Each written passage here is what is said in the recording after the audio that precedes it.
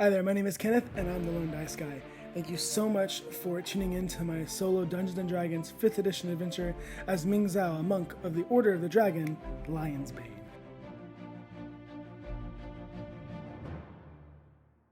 So, we are in the middle of this intense battle between Modig Soldat and another faction of the merchant militia. Ming and his group have joined the battle, and they've actually turned the tide. So as of right now, you can see that entire spearman unit of the enemy has been completely wiped out by Ming and his crew. The unit that Modig joined himself, that was with the enemy sergeant, they're doing okay, but the enemy sergeant has actually disarmed Modig, so that's scary. And then up here, this other unit where Modig's lieutenant is fighting, that battle's not going quite according to plan either. So it's not quite a sure victory just yet. Things could go horribly. Remember, our motive, our entire objective for this battle: get Modig out, save him. It isn't to wipe out the enemy, it's to save Modig. But my question is, and this is going to be a question for the fate chart, before we get back into this, is the enemy willing to die right now? Are they willing to fight to the death, or are they going to retreat? And then the second question is Modig willing to pursue them if they do? So first question, are they willing to die for this? Are they willing to do this? So our chaos rank is at 7, and so I don't know. I really don't know. So I'm going to put it at 50-50. Are they willing to die for this? 44. Oh, that's a double. So that is a random event. I don't think we've ever had that before. So that's strange. If we have, I've totally messed up, so that's my bad. But 44, which is going to be a yes. They're definitely willing to die for this, and so that does trigger a random event. First time we've had this in a while. So event focus is going to be a 30. That is introduce a new NPC, okay, or reintroduce a NPC. I always take that as both. So I'm going to say reintroduce an NPC. I don't really have time to make a new NPC right off the bat. So we're going to reintroduce an NPC. Let's go to our character list. So Ming's there. Who are the people not present? Tai Yang, Master Da Long, Ivan Sano, Modig's captain, Jem Levesque is not here, and Jenny Levesque is not here, and Nissaranth, the Redeemer of Men, the dragon. Okay, so let's just get rid of Nissaranth. He's not going to leave. It would be illogical for him to be there. But, so we've got Tai Yang, 1, Master Da Long, 2, Ivan Sano, 3, Jem Levesque, 4, Jenny Levesque, 5. So we have 5 characters that could possibly show up. So roll a d6 and -1. Who's going to be there? Who's going to actually just do this? Well, if it is a 6, if I roll a 6, I will go through and generate a new character. All right, we'll do that. So it's one of those 5, awesome. But if I roll a 6, I will take the time we'll press pause on all this, and I will generate a new character. Here we go. How does that work out? All right. So I rolled a 1. Tai Yang. Okay. Well, before we figure out why he's here and what's going on, let's go to our our event focus will, or our event meeting will help us figure out why Tai Yang would show up in this battle. That makes no sense to me. All right. So our event meeting 70 is extravagance. Okay. And 51, extravagance and jealousy. Extravagance and jealousy. Extravagant jealousy. What does this mean? So Tai Yang, the jealousy part, I've got an idea, but ooh. Okay. I think I know what's going on.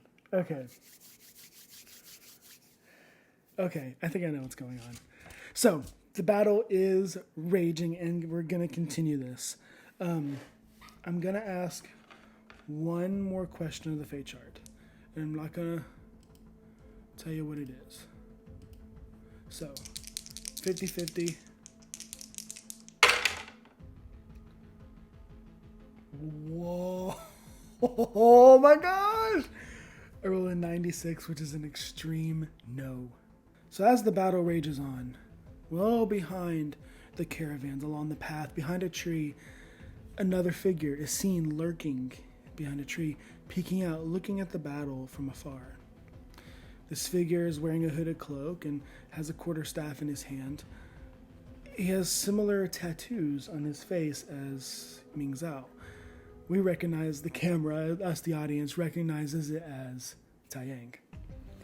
What is he doing here? Nobody knows.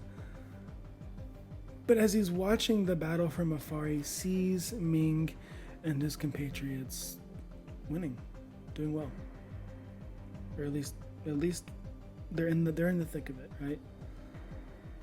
And he can actually hear members of the caravan praising Ming and praising Rahav and Korban for their bravery. He doesn't like this. He doesn't like it at all, not one bit. But he's not going to join this fight. I rolled an extreme no, 96. An extreme no. He will not join this fight, no matter what. Even if Ming is on the very precipice of death, he'll let his friend die. It seems that jealousy is starting to take its root in Taiyang's heart and mind. Maybe even to the point where he would let his best friend perish. That's not good. But he's standing back. No one notices him. No one's detecting him. But he is there, watching. Okay. Nobody else knows that but us. But still, interesting. Taiyang. Why did I... Interesting. All right. Let's go. So, top of the new round. Let's do some more. Remember, we are drawing cards. Kind of like Savage Worlds, I know. But, I want to... Whenever it's unit battles like this, I think this is an appropriate way to do it. All right. Ming and his unit. Get a 10. Modig's unit. Get a 2. Spearman unit A. Get an ace. Oh, they're first. And then the infantry unit, because Spearman unit B is wiped out. So infantry unit with the enemy sergeant. Get a king. Oh, no. So we are back into this round. And first up is going to be Spearman Unit A. So remember, that skirmish is going okay. Lieutenant has just joined it. Ming's crew is coming, but they're not quite there yet. So, two of the spearmen, right? Yes. One of the spearmen is severely damaged. One is taken out. Two are at full health. Two are fine. So the one that's severely damaged, him and the corporal in front of him, they've been going back and forth. I think he's going to just drive it as far as he can because that corporal is also damaged. So he's going to attack, and he's going to have 17, good lord, plus 3 is 20. That's definitely a hit. And so Spearman, he's got 1d8 plus 1, and he doesn't have to roll high to kill this corporal. But he did, so that's a 7 plus 2, that's 9. That's done. Yeah. That corporal is gone. The corporal's out. So this guy, his left arm is like flopping down. Remember, his clavicle is kind of broken, and so he pushes the spear as hard as he can with one hand, and the corporal just doesn't have enough time to react. He just doesn't have enough time to get his sword up or shield up or anything. And it squares straight into the throat. I mean, it severs the brainstem. He's dead before he even lets go of his sword. And the spearman he doesn't have the strength to even pull it out. He just kind of lets the spear fall with the body. He pulls out a little dagger he's got extra, and he's clearly hurt. I think I'm gonna do a wisdom save. 12. He's just got 12. That's still a save. He's gonna retreat. So I think he's gonna. He's not engaged in any combat. He's taken out the corporal immediately in front of him. There's only one more left. The other two are engaged with Modig Soldat's lieutenant. He's Italian out of here. We already established that the enemy's not going to... yes, they're going to fight to the death, but I don't think this guy's going to do that. He's going to bolt. Okay. Actually, I think he's going to bolt, and he's going to go report, kind of, hey, we were slaughtered. Okay. I think, yeah, that's probably what's going to happen. He's out. He's bolting. Okay. Then the next two fully health. One's going to go after the lieutenant. One's going to go after the last remaining corporal in this unit. Okay, the one going after the lieutenant gets a 15 plus 3, 18. That's definitely going to hit. 1d8 plus 1. 4, that's a 5. So, lieutenant, he gets a spear and just stabs it as hard as he can. It gets him square in the ribs. There's definitely a broken rib there. For sure, 100%. If he survives this, it's not going to be a fun recovery. Okay, the next corporal rolled a 1. Or the next spearman rolled a 1. So, we're up to 50% now. No, 60%, sorry, because we had 40, 50. And Modig, something happened to Modig, so now we're at 60%. If he rolls in less than a 60%, something bad happens. 39, okay, so is he going to drop his spear? I think even worse. He's going to stab all of his mic, and then the corporal in front of him is just going to plant his shield on the ground. And the spear is going to hit it, and it's going to buckle and just splinter up into several. And the spear is useless now, and so that spearman's left without a spear entirely. So he does the same thing the guy did, pulls out his dagger, and he's ready to go. He's not running away. He's not hurt at all. Yeah. So, all right, that's that unit. That's that round. Corporal in this unit. He's gonna the corporate for Modig Soldat. He's gonna go. Yeah, because we didn't roll a unit for them, so we're going to go with that. He's going to attack the enemy spearman. He's going to miss. 3 plus 8. He's going to miss. So the Modig's corporal, he's going to swing with a sword, and just the remaining guy is just going to kind of step back out of the way. No problem. Nothing missed. No damage. All right. There's that round. That's... So now it's time for the infantry unit and the enemy sergeant. So the enemy sergeant and Modig are locked in battle, and Modig just dropped his sword. But before we get there, the staff sergeant and one of the enemy is engaging. So the enemy infantry is going to attack the staff sergeant. And that's a 4 plus 5, 9. That's not going to hit. All right. So they're swords blocking. And then we have the 2 enemy infantrymen taking on this one corporal. And if this one corporal survives, I already said he's getting promoted. So they're both going to swipe at him. Oh dear. So one's a 19 plus 5, that's 24. 5 plus 5 was 10, that misses. So the 24 does hit. So that's going to be a 1d8 plus 2. Oh dear. This could be bad. 4 plus 2 equals 6. So this guy's not even damaged at all. So this is the first time this corporal's gotten damaged. So he's blocking 2. 1, he sees coming and he dodges out of the way, and he goes to reset and to keep defending. And as he's going to reset, he feels it. And he just the glance off his shoulder blade, right in between the space in his armor. He's got his pauldrons and his shirt, and it just nicks right through the chainmail. And it's enough to make his arm just start tingling, and but he's still got enough mobility to fight. Ooh, that's rough. He's down. He's not quite down yet. He's about right at half health, so he's okay. But, this guy has to survive. I want him to survive so badly. He needs a promotion. Okay, so there's those guys. And then finally, it's now the sergeant's turn. So the sergeant has Modig without a weapon, and he's going to take advantage of that, of course. I'm going to give him advantage on his attack. It's the only thing I can think to do, because that is exactly what he has right now, is advantage. There's no other way not to. So, first attack. So 11 plus his 5 equals 16. That is Modig's armor class. That definitely hits. So 2d6 plus 3. Oh dear. That's 11 plus 3 equals 14. Yeah. So he slashes.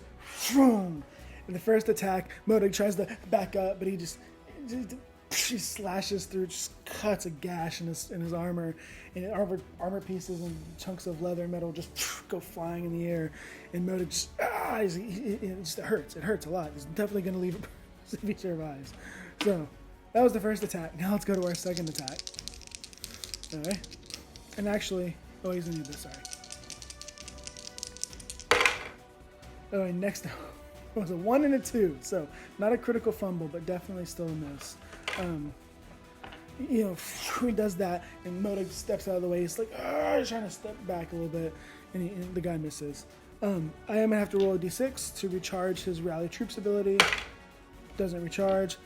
And he also, because he is also a fighter, he also is going to have an action surge, and yes, I'm going to use it, because that's exactly what I would do if I was Modig in this situation. So he's also going to do 2 more attacks at advantage, because he's not going to let this opportunity pass. The enemy he's facing doesn't have a sword. Yeah. So that's a 17 plus 5, 21. Definitely hits. 2d6 plus 3. Okay, 4 plus 3 equals 7. That's not bad. But again, just Modig's trying to scramble backwards, and bam, he gets just slammed by this sword as more pieces and chunks of his armor goes off. Yeah, so next one, that's his last attack this turn. Oh, 14, both were 14, so, but still 14 plus 3 equals 17. That definitely hits it. So again, no criticals. Thank God there's no criticals. Okay, could have been much, much worse. So 2d6 plus 3. That's 4 plus 2 equals 6 plus 3 equals 9. Again, it could be much worse. So Modig's at less than half health now. At this point, he's got, at this point he's got blood kind of dribbling out of his mouth a little bit. He's armor's to tatters. It's barely protecting him as it is. And the guy just brings it down, and Modig takes both of his bracers and just does this as hard as he can and braces for the impact, and he hits it. He can feel the cracking of the armor of his bracers, and he just kind of goes, does that motion, and they shatter, they fall off. So those pieces of armor is gone.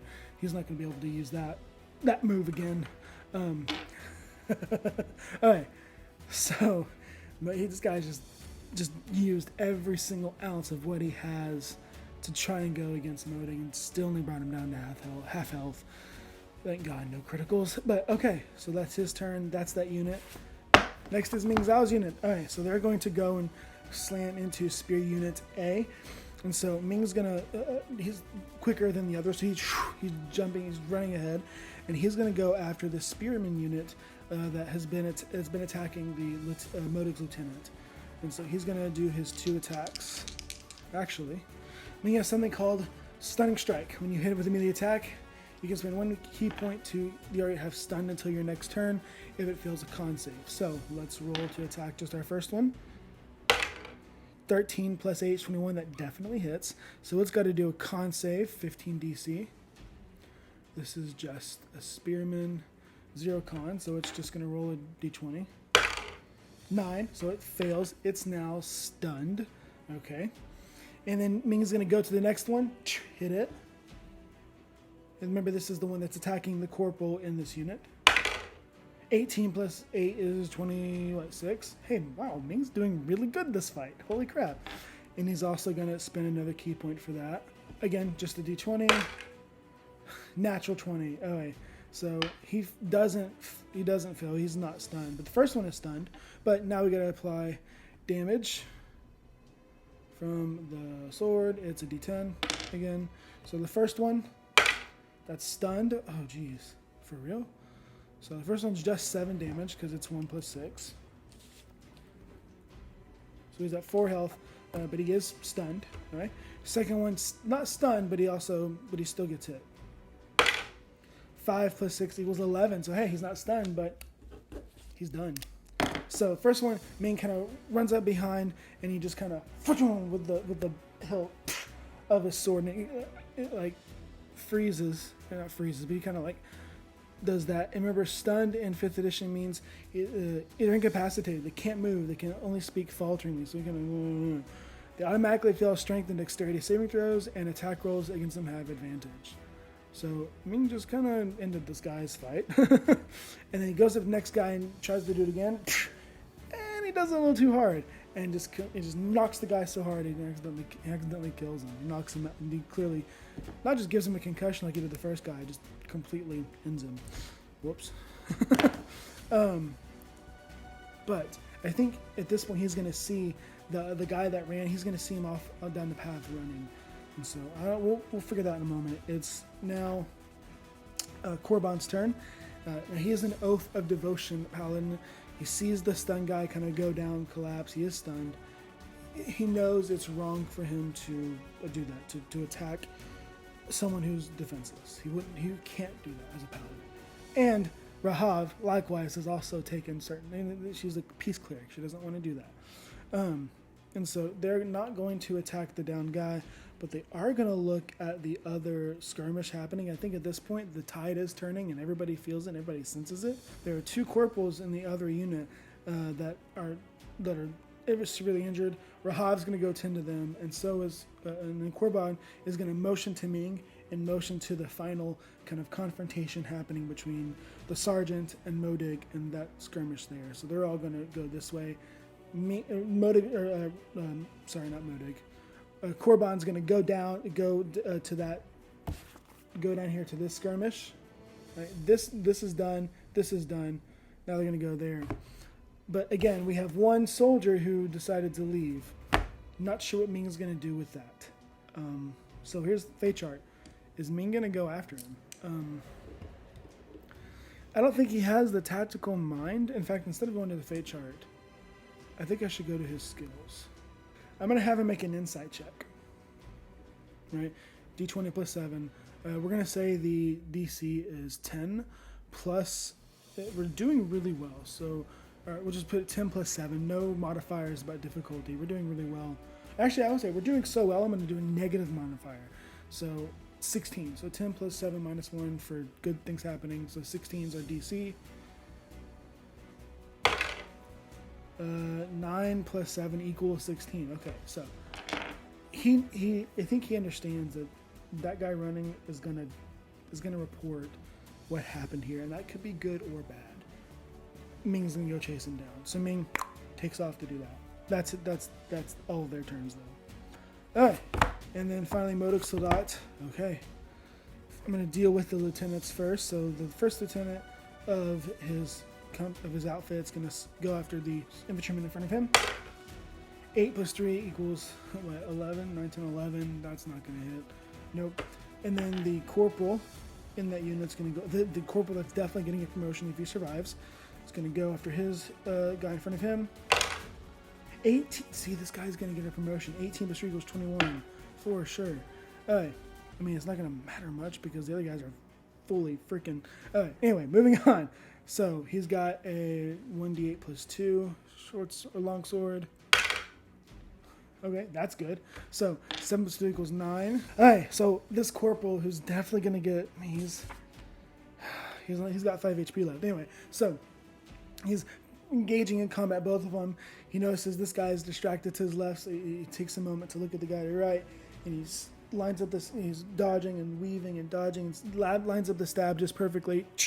And just gets him where his armor is weakest, and he actually cuts some of the harness that's holding his breastplate up, and that kind of loosens up a bit and makes it to where it's going to be easier to get in the future. That doesn't affect any rolls. Just I like the idea of that this guy's smart enough to start. I'm giving this guy's getting a name after this battle. This guy's getting a name. So, anyway, so the corporal that will be promoted goes in, cuts a couple of the extra pieces, and does well. This guy's definitely getting a name for sure. Okay, that's that unit. Oh, and then that's Modig's turn. Okay, so his sword's right in front of him. Like they're fighting one-on-one. His sword's off to maybe like 5 feet to the left of him, sticking out of the ground. Picking up something off the ground normally is a free action, but in combat, I think it should be a bonus action, just because we're in combat, right? No one's going to sit there and let you pick it up, right? So we can't use any bonus actions if he's going to pick up his weapon. But moving to get it is going to get an attack of opportunity, and the sergeant's definitely going to take it, but Modig has no other option. So he lunges for his weapon and the sword in the snow, and of course the enemy sergeant's going to take his swing at it. Alright, so he's only gonna get a 9. That's definitely gonna miss. So he, as Modig just jumps and rolls out of the way, grabs his sword, and stands up, ready to go. And he just snarls and he's snarling, ready to go. In this fight, Modig, one of my favorite characters I've made so far. I don't know, this corporal that is gonna get promoted might become my new favorite once we get him a name. Alright, so he's gonna roll both of his attacks. So first attack, 17 So that definitely is going to hit. Let's go for our second attack just to be sure. 7 plus 8 equals 15. That's not going to hit. Oh, but we have this. Precision attack, expend 1 superiority die to add to roll. So I'm going to expend 1 superiority die, which is going to be a D8, and we're going to add it to the roll. Oh, plus 8, yeah, for sure, definitely hits now. All right, both attacks hit. So first one, 2d6, plus what? 2d6 plus 5, 6. It's 15 damage. Nice. Okay. And then the second attack, same thing, 2d6 plus 5. 3 plus 5 equals 8 damage. Alright. At this point, this guy's also now bloodied, and he's under half health. So he grabs, remember the same thing, same before. Think, super heroic. Jumps, the guy tries to get his opportunity attack, slashing down, misses it entirely. Modig rolls in the snow, picks up the sword, and he just goes. And of course, this guy tries to block, and they start boom, ching, ching, ching. They're back to exchanging blows again. They've now shifted a little bit away from the main action. They're kind of off on their own little duel at this point. I think everybody's going to get away from the guys wielding 2 giant swords. Anyway, so they're ching, ching, and through one moment of indecision on the enemy's part, Modig takes the advantage and just boom, brings the sword down, just cutting square into his torso, just ripping armor away, now exposing his chest, and blood's coming out. It's horrible. It's war. And then as the guy is like reeling from the attack, he takes his sword and he just jabs down as hard as he can straight into the guy's upper thigh, hitting a very, very vital area, but still pulling out blood and sinew going everywhere. It's horrible. This is the knockout, drag-out brawl. I don't think Modig at this point is in any merciful mood. Remember, one of the things we said about him is that he's bloodthirsty, right? We're not bloodthirsty, but he does not show mercy. In fact, I have little respect for anyone who's not a proven warrior. I have a crude sense of humor. My nation, city, and people are all that matter. And someone saved my life on the battlefield. To this day, I'll never leave a friend behind. So he's loyal, right? And so as far as he's concerned, Ming's in this battle now. He's not going to leave. He's not going to retreat. He's going to stay because Ming is in this battle now. So, yeah, this guy is rough. And I kind of, in my head, think of him as rather bloodthirsty. He loves the fight. He loves what he's doing. And so he's kind of enjoying himself a little bit now. Okay. That's Modig's turn. That unit is solved, and we're up to a new round. Okay, so at this point... Yeah, okay. So, here we go. I think this is going to be our last round, honestly. Hav has extricated herself from the fight. She's tending to wounds. She can sense that the battle's basically coming to an end now. And Korban is going to assist Modig just because that's what his employer has asked him to do, protect his nephew. But Ming trusts Modig and Korban, for that matter, at this point. And he's going to go after the runner. All right. So, Ming's unit, they have a 3. Modig's unit is a 2. It's also not good. Spearman unit A, which is the runner, is a 4. And then the infantry unit, dealing with Modig and his group. You're kidding me. They get an ace. So they're definitely first. All right. So with that, it's the infantry unit with Modig's, with the enemy sergeant. The enemy, we have 3 infantry units that are still up, and they're still not that badly hurt. And so 2 of them are going to I think 2 of them are going to kill this corporal. They are dead set on doing this, but I believe in this corporal. So I believe in him. He's going to get a name. He has to survive. He has to survive. So the first one's going to get a hit. That's a 6 plus 3 equals 9. That misses. Second one's going to get his hit. 7 plus 3 equals 10. That also misses. Dude, this corporal, my goodness. Just ding, ding, ding. Just blocking his sword. Ding, ding. This guy's fighting like a veteran of like 100 wars. He is not going to go down. This guy's definitely getting a name when this is over. And then this other corporal is locked. This third infantryman is locked in battle with Modig's lieutenant. He's going to get his swipe in. And it's also going to miss. My goodness. Even though these guys are well off, they're not hitting very hard. They're missing all over the place. It's now the enemy sergeant's turn. And so again, him and Modig are... He's already used his action surge. He's going to roll to recharge his rally troops. He gets it. He recharged it. So he's going to... As he's got blood coming out, and he's just... And he's going to scream. He screams louder and louder and louder, and it's almost like it has the same effect as the burst from Korban's Thunder Smite earlier.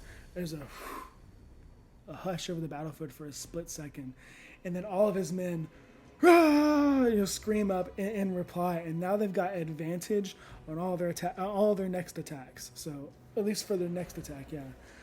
Okay. So he does that, and he turns to his opponent, the Modig, and he just, come on. I think at this point, both of the men agree this is a battle to the death. Only one of them leaves this field. And so we're going to go for it. He's going to do his 2 attacks with his greatsword. First, we'll just do all at the same time. 5 and a 4, they miss. Oh my goodness. So he expends all of his energy this round on getting his troops excited, and he just swings. He's getting reckless. He wants to end this battle. Modig sees it. Modig goes, calm down a bit. He's ding, ding, ding, ding. He's just blocking it like it's nobody. He's no problem. Next round. Next turn. Sorry, not next round. Next turn. No. Spearman Unit A. Remember, one of the guys is down. He's out for the count, but he's still alive. But he's been made unconscious by Ming. And then this last guy's run. So he's running. He's bolting, and Ming's gonna try and catch up to him. And so I'm gonna have him do the dash action. He's moving all of his action to get away. Alright. Now, what's his movement speed? His movement is 30. Ming's is more than that. So, poor guy. Poor guy. He's not going to make it. He's not going to get away. Ming's got he's pace and a half faster. You don't get away from a monk. So, he bolts that way. That's that. I think that's going to bring it into that unit as well, because they're not gonna kill the guy that's down. And so we'll have Ming and the last spearman runner kind of in their own little thing in a moment. But there's that. So it is now Ming Zhao's turn, but again, we're making him his own special thing. So this is more of Korban. He's going to go and reinforce this last corporal who's getting a name totally, and the staff sergeant. So they've got 3 infantrymen they're going against. So he goes and bolsters their ranks as well. He goes for the enemy infantryman in the middle, who coincidentally has not been touched yet. And he's going to swing both of his attacks. Oh, dear God. Okay, so the first one, 11 plus 8, is 19 that hits. The second one's a natural 1. This isn't good. So we're at a 70%, because the last one was 60. So 70%. If it's 70 or less, it's a problem. 45. No way. Does he drop his weapon? No, that doesn't happen. Okay, so he runs up and he kind of barrels over the dead bodies of the corporals from before they got there, and he swings it down as hard as he can. He's gonna do that. So he rushes forward and he brings his Morningstar down as hard as he can. D8 plus 5. That's 8 plus 5 equals 13. This guy's not even damaged at all, so big deal. But he's only got 5 health left now. So he brings it down, and there's a sickening as the guy holds his shield up, but the spikes just break through the shield. He doesn't even hold it, and he sees one of the spikes go through his arm, and he goes, and when Korban pulls it out, blood and splinters and wood, and the guy, his arm just goes limp from the weight of the shield. He's like, he's clearly shocked. And this would have been the perfect moment. This would have been the perfect moment for Modig to just, I keep saying Modig, for Korban to just bring it down and finish him. But in that moment, he steps back, and in that moment, he forgot that he stepped over a body. in his rush to finish the fight, and he stumbles backwards and falls prone right in front of the enemy. Great. Okay, so that was the effect of his natural one.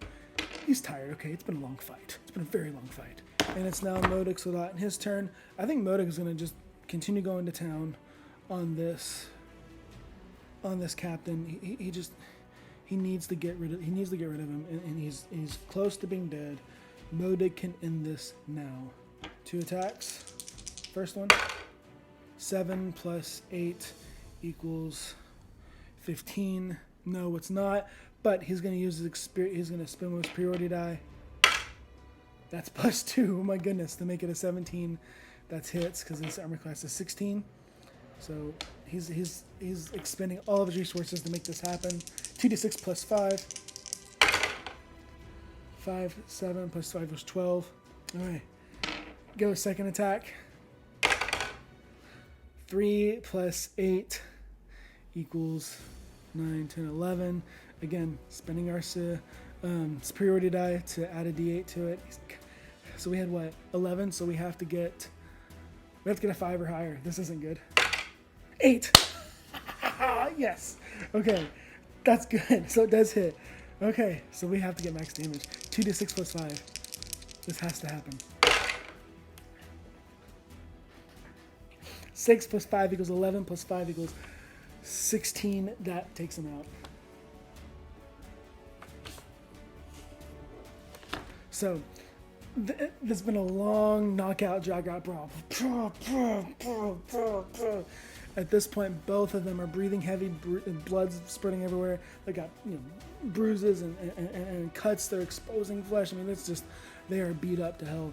Finally, Modig just, and both of them are, and I think at this point, the enemy sergeant just drops his sword and looks up at him and he says, "It won't stop. It won't stop here. Not with me. You know what you've done. You'll never get out of this alive." And I think Modig, I have no idea what's going on either, but Modig just,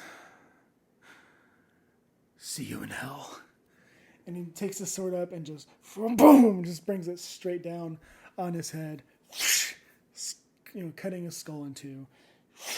Brings him down. The guy goes down into a slump. Modig actually lets his sword go and lets it stay in his head. He's spent. And he goes down to one knee like, steam at this point is coming off his body. He's so spent in this fight. That's over. But it's not over for this section of the battle. Modig's lieutenant is going to attack. And he's got a 15 plus 3, 18 that's definitely going to hit. He is going after the infantryman that is hurt in front of him. He's got 10 health points left. So that's going to be a d8 plus 3. No, 2. No, that's not much. That's only going to be a 6. Okay. Corporal that is going to get a name is going to attack as well. This guy's too good. This guy's too good. He rolled a natural 20. Again, I think that's his second one this fight too. Oh my gosh, this guy's too good. He's gonna get promoted for sure. So that's 2d8. I'll just roll it twice. Oh no, here it is. 2d8 plus 2. So 2d8 plus 4. 4 plus 7 equals, that's 11. So oh yeah, this guy goes down. Oh my gosh, this corporal. So this corporal, ching ching ching. And he sees sees the left to the guy that's like, severely hurt. His comrade next to him is like, kind of a little bit distracted. And he just seizes the moment. This guy's ruthless. And this guy looks back just in time to see the sword just, shing, just cut square into his face. And he's like, oh, he's screaming enough, and then he takes his shield and just cuts it. Just collapses his windpipe. Goes down, no problem. Whew. This guy's getting a name. Alright, that's that round. I said I was going to finish it this round, so we're going to say this, it's over now. The battle's over. The sergeant's down, These last two soldiers, they see that and they just throw down their weapons and they raise their hand up and say, "We surrender, we surrender." This guy's blood gun is like, "I surrender, I surrender." And Karvok scrambles up to his feet and says, the last guy, he knows he's lost, okay? Let's go to Ming and his little adventure. Okay, this will finish up this battle entirely. So Ming's going to use a key point to do Step with the Wind. It gives him a bonus action to do dash. And he just... And the guy's running and he just hears... And he looks back to see this... what looks to be a creature almost jumping towards him. I mean, each step is like, you know, maybe like 10 feet. And he tries to go faster, but to get Ming just jumps in front of him, slides to assault, and just holds his sword like this. He's still about 5 feet in front of them. The guy stops. He goes, "What are you going to do to me?" "Nothing. Just surrender. It's over. The battle's over. Surrender." "You mean it? You're not going to hurt me?" "I mean it. Just surrender. If you don't, I can't promise anything." Now remember, all the way back, we talked about the dragon tenets of Ming's order. And so Ming doesn't want to kill this guy for no reason. To him, the battle's over. And so he makes it clear. He says, "Look, I'm not going to hurt you. At least I don't want to. As long as you put down as long as you go willingly, come with me willingly, and this will all be over. I don't want to hurt you. So please, surrender." And he brandishes his sword again, almost like to say, "Don't make me do this." Is the soldier going to do that? Chaos rank 7. I've got a feeling he's got something, there's something bigger going on here that is above Ming's pay grade, maybe. I think it's very unlikely he's going to surrender. Let's roll. Very unlikely. Will he surrender? 56. That is a no. He's not going to surrender. And so at that point, remember, he's got one arm that's kind of not working. He's got a dagger. And Ming looks at him. They look back at each other. And he just takes off and he runs forward. I'm going to do an opposing attack roll. So orange is Ming, yellow is the enemy. So Ming got that's not good. A 3 plus 9 equals 10, 11, 12. Oh my goodness. And this enemy got a 10 plus 1. Oh, it's 11. Okay, phew. Okay, I was like, oh my goodness, is this it? Yeah, it's just a dagger. So, and it's over in a flash. He lurches forward. Ming just steps to the side. There's a pause. The spearman's looks frozen. It was frozen in time. And Ming's not moving an inch. And then finally, the guy just slumps down. Ming sighs, sheathes his sword, and walks back to join the others. So, okay, that's the battle. That's everything. That was a very long session. I probably might split this up into 2, I don't know, but that's it. Okay, that's the battle. Modig is saved. They're hours away from the Dwarven capital. They've made it. It's relatively safe from this point on. Who knows what goes on next? So, that was a lot of fun. That really was a lot of fun. I enjoyed it. With that, I'm going to end the scene and the session here. That's enough for now. Thank you so much for watching these videos. Thank you so much for following along on my adventures as Ming Zhao, Monk of the Order of the Dragon, Lion's Bane.